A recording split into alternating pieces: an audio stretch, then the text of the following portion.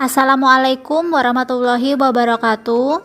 Baiklah, pertemuan kali ini kita akan membahas tentang praktikum farmakognosi 2 yang berjudul Pemeriksaan Mikroskopik dan Uji KLT pada daun kelor. Selamat menyaksikan. Berikut ini adalah hasil pengamatan makroskopik pada daun kelor.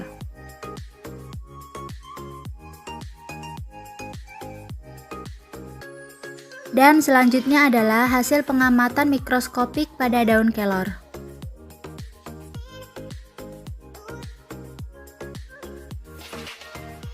Selain itu, kita juga akan melakukan pengamatan secara organoleptik dan mikroskopik pada serbuk daun kelor. Berikut adalah hasilnya.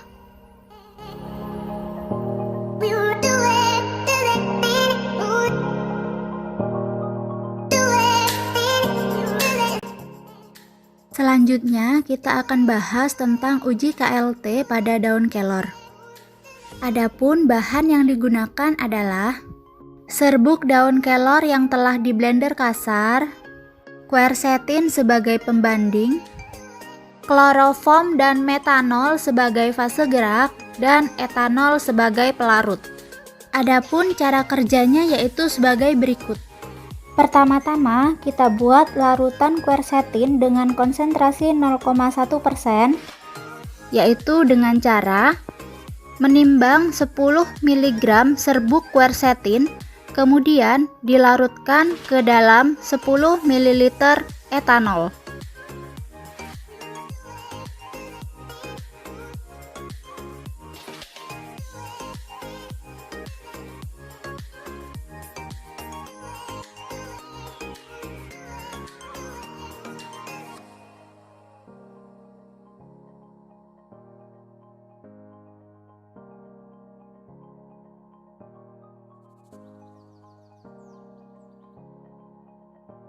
Kemudian, masukkan 10 mg serbuk quercetin yang telah ditimbang tadi ke dalam beker gelas dan ditambahkan dengan sedikit etanol untuk melarutkannya.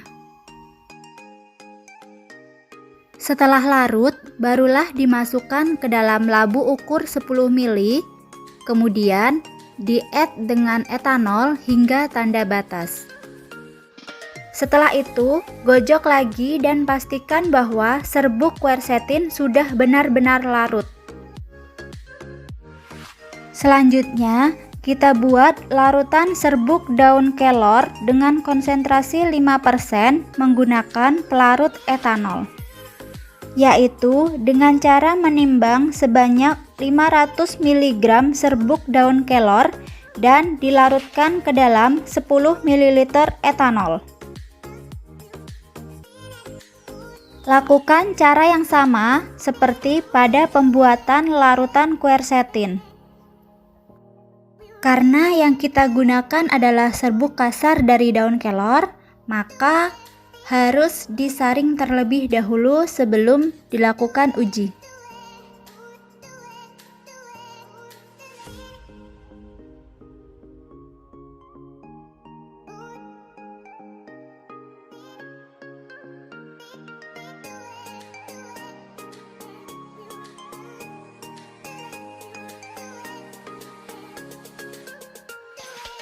Selanjutnya, kita buat fase gerak menggunakan kloroform dan metanol dengan perbandingan 9:1. Pertama-tama, kita ambil kloroform sebanyak 9 ml menggunakan pipet volume dan metanol sebanyak 1 ml. Kemudian, kita lakukan penjenuhan menggunakan kertas saring. Selanjutnya, kita siapkan plat KLT. Kemudian, kita beri garis batas atas dan batas bawah. Di sini saya menggunakan batas bawah 1 cm dan batas atas 0,5 cm. Kemudian, ukur jarak batas atas dan batas bawahnya, dan dihitung sebagai jarak yang ditempuh oleh fase gerak. Di sini diperoleh jarak antara batas atas dan batas bawahnya sebesar 5,5 cm. Setelah itu, totolkan sampel pada garis batas bawah. Lalu diberi tanda, kemudian dimasukkan ke dalam chamber yang telah berisi fase gerak. Lalu ditutup dan biarkan fase gerak merambat hingga batas atas. Setelah prosesnya selesai, lakukan pengamatan di bawah sinar UV.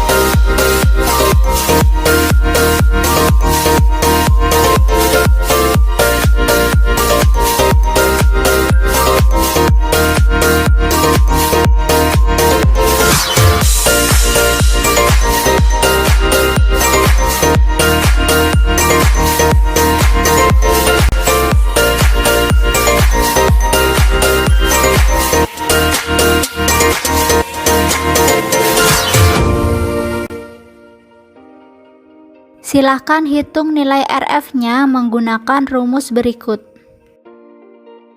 Terima kasih. Wassalamualaikum warahmatullahi wabarakatuh.